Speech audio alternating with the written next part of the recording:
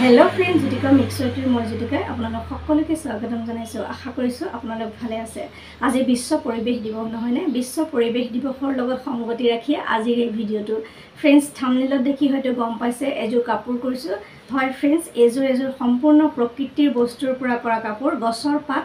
আজি যেহেতু বিশ্ব পৰিৱেশ দিৱস গছৰ পাতে দিয়ে কৰা এজোৰ কাপোৰ আৰু চাদৰখন মই এয়া লৈছো অৱশ্যে চাদৰতে দহি বটাও নাই আৰু মেখেলাখন দেখুৱাইছো এয়া সাকচন মেখেলাখন সিলুৱা নাই তথাপি আপোনালোকৰ বাবে লৈ আহিছো যেহেতু আজি বিশেষ দিন একেবাৰে প্ৰকৃতিৰ পৰা উঠাই লোৱা বস্তুৰ পৰা যেহেতু কৰিছো সেই ভাবিলো ভিডিওটো আজি দি দিও আৰু फ्रेंड्स সাকচন কেনে হৈছে আৰু কেনেকৈ কৰিছো অৱশ্যে ইয়াৰ মাজে মাজে দুই এটা লেছ ব্যৱহাৰ নকৰা নহয় কৰিছো আৰু একেবাৰে গছৰ পাত আৰু আলুৰ পৰা ৰেডি কৰা কম সময়তে ৰেডি কৰা এজোৰ কাপোৰ আৰু কেনেকৈ কৰিছো চাংগৈ হাত সৈত লাগিছে নহয়নে একেবাৰে সহজ পদ্ধতি আপোনালোকক দেখুৱাই দিম নিশ্চয় আপোনালোকে ধুনীয়াকৈ কৰি ল'ব পাৰিব আহক তেন্তে फ्रेंड्स ভিডিওটোৰ মাজলৈ যাওঁ फ्रेंड्स সকল এই প্লান্ট জোপা চিনি পাইছেনে সকলোৰে ঘৰে ঘৰে থাকে ইনডোৰ প্লান্ট আৰু এয়া লৈছো কটন কাপোৰ এটা আৰু এয়া লৈছো দুটুকুৰা আলু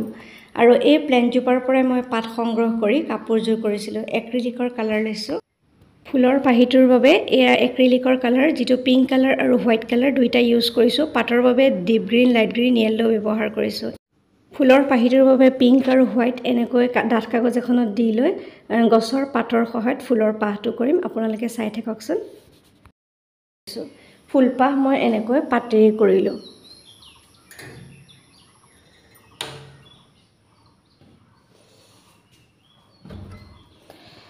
সাকচন কিমান ধুনিয়া হৈছে দুটা কালাৰ একেলগে মিলাই দিয়াৰ কাৰণে আমি ওয়াটাৰ কালাৰ কৰাৰ নিচিনা হৈছে কোনো ব্ৰাছ ব্যৱহাৰ নকৰাকৈ খুব ধুনিয়াকৈ এনেকৈ মানে আমাৰ ফুলপাহ হৈ গৈছে আৰু কে দুই তিনিপাহ ফুল কৰি আপোনালোকক দেখুৱাম গুটেই চাদৰখনত কৰোতে অকমান সময় লাগিছিলে কিন্তু এনেকৈ কৰোতে ব্ৰাছতকেও কম সময় লাগিছে সাকচন আৰু দুইটা কালাৰ মিক্স হৈ গৈছে যেহেতু মই ডাঠ কাগজখনত ৰঙা আৰু বগা দুইটা মিলাই লৈছিলো সেই দুইটা ধুনিয়াকৈ মিলি গল কালাৰটো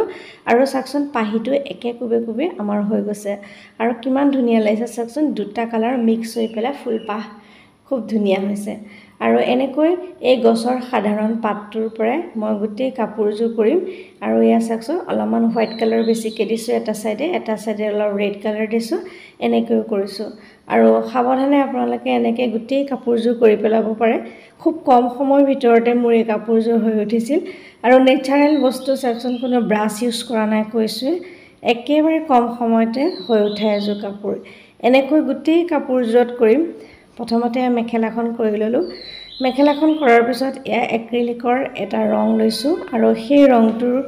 লৈ মিহি ব্ৰাছ এডালৰ সহায়ত ধুনীয়াকৈ এনেকৈ এয়া চিন দি দিছো যাতে আমি পাত কৰিব পাৰো পাতৰ দুটা শেপ দি থোৱা দেখিছিলে আপোনালোকে এটা অকন ডাঙৰ এটা অকন সৰু আৰু তলফালে আলুৰ টুকুৰাটোৰ সৈতে পাতৰ কাৰণে মানে কালাৰ কৰিম হেয়াও একে কম সময়তে হ'ব আপোনালোকে চাই থাককচোন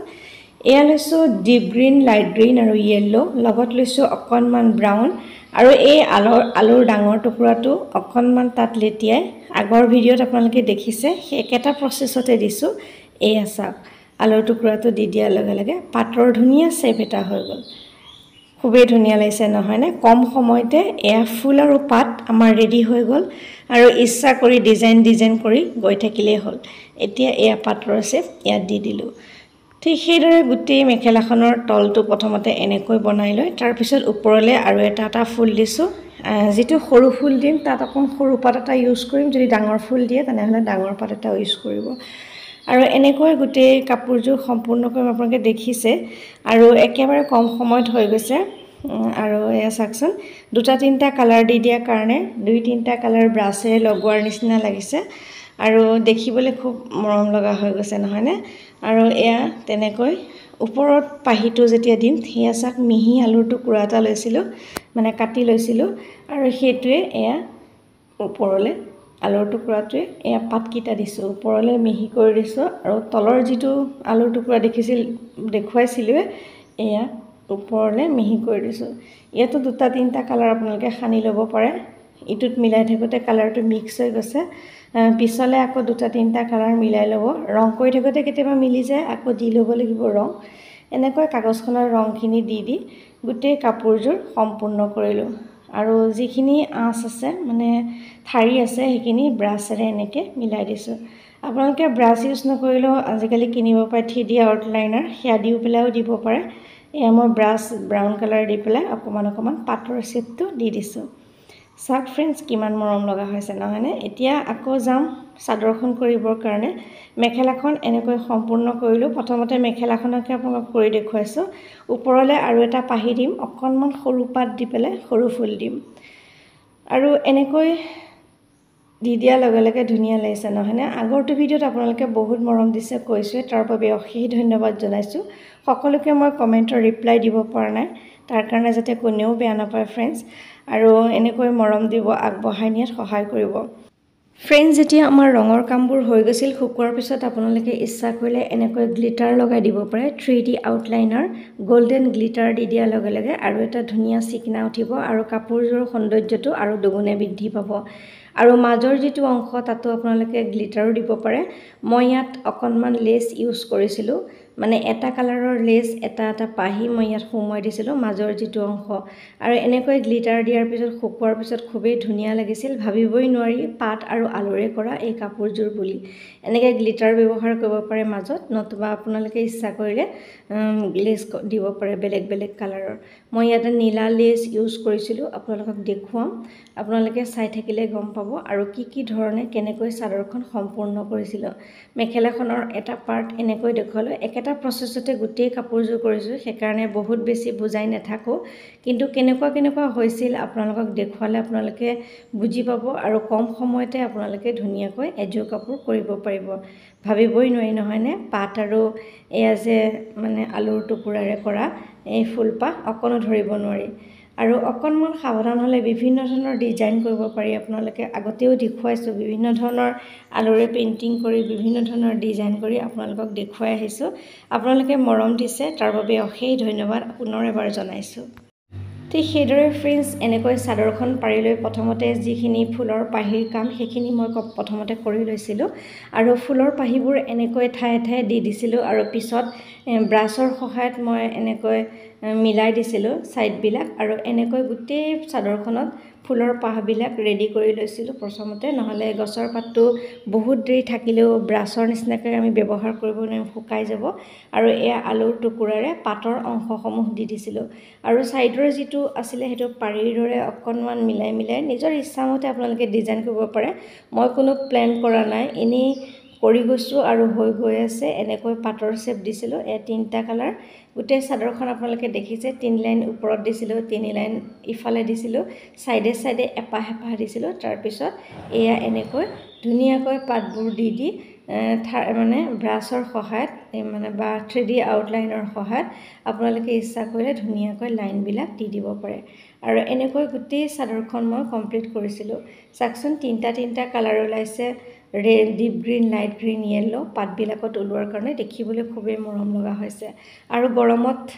কৈছোৱে এযোৰ কটন কাপোৰ গৰমত পিন্ধিও আৰাম পাব আৰু মাজত লেছ দিয়াৰ কথা কৈছিলোঁ যে এয়া চাকচোন নীলা ৰঙৰ এটা লেছৰ মানে লেছৰ পাহ এটা কাটি মাজত ভৰাই দিছিলোঁ নীলা ৰঙৰ পাহিটো দিয়াৰ লগে লগে গুলপীয়াত নীলাটো খুবেই ধুনীয়াকৈ জিলিকি পৰিছিল আৰু এই আঁচলটো আপোনালোকক দেখুৱালোঁ এনেকৈ অকণকৈ পাহ দি দিব পাৰে আৰু সাইডে সাইডে এয়া মই ব্ৰাছৰ সহায়ত লাহেকৈ লগাই দিছিলোঁ আৰু খুব ধুনীয়া হৈ পৰিছিল কাপোৰযোৰ ইয়াতে আপোনালোকে 3D আউটলাইনাৰ দি দিয়াৰ পিছত আৰু ধুনীয়া লুক আহিব মই দিছিলোঁ অলপমান সম্পূৰ্ণ এতিয়াও হোৱা নাই তথাপি আজি বিশেষ দিন কাৰণে আজি কাপোৰযোৰ আপোনালোকৰ ওচৰলৈ লৈ আহিলোঁ যেহেতু গছৰ পাত প্ৰকৃতিৰ বস্তু এই প্ৰকৃতিৰ বস্তুৰ পৰা কৰা এটি মানে কাম আপোনালোকে সহজতে ঘৰতে কৰিব পাৰিব সেই আচলতে আজিৰ ভিডিঅ'টো আৰু খুবেই ধুনীয়া হৈ পৰিছে নহয়নে চাদৰখন ইয়াত যেতিয়া দহি বটি দিব পিংক কালাৰ বা গ্ৰীন কালাৰৰ খুবেই ধুনীয়া লাগিব যদি আপোনালোকে দহি নবতে লেচু লগাই দিব পাৰে এনেকৈ কাপোৰযোৰ সম্পূৰ্ণ হোৱাৰ পিছত আপোনালোকক দেখুৱালোঁ আপোনালোকৰ নিশ্চয় ভাল লাগিছে আৰু সহজতে আপোনালোকে ধুনীয়াকৈ এযোৰ কাপোৰ কৰি ল'ব পাৰিব ইমান সময় মোৰ ভিডিঅ'টো চাই থকাৰ বাবে অশেষ ধন্যবাদ জনাইছোঁ এতিয়া কওকচোন ভিডিঅ'টো চাই কেনে পালে যদি ভাল লাগিছে লাইক কৰিব কমেন্ট কৰিব চেনেলটো সাবস্ক্ৰাইব কৰিবলৈ নাপাহৰিব আপোনালোকে যোৱাকিটা ভিডিঅ'ত ইমান মৰম দিছে অশেষ ধন্যবাদ জনাইছোঁ তাৰ বাবে আৰু প্ৰেৰণা দিব আগবাঢ়ি যোৱাত উৎসাহ যোগাব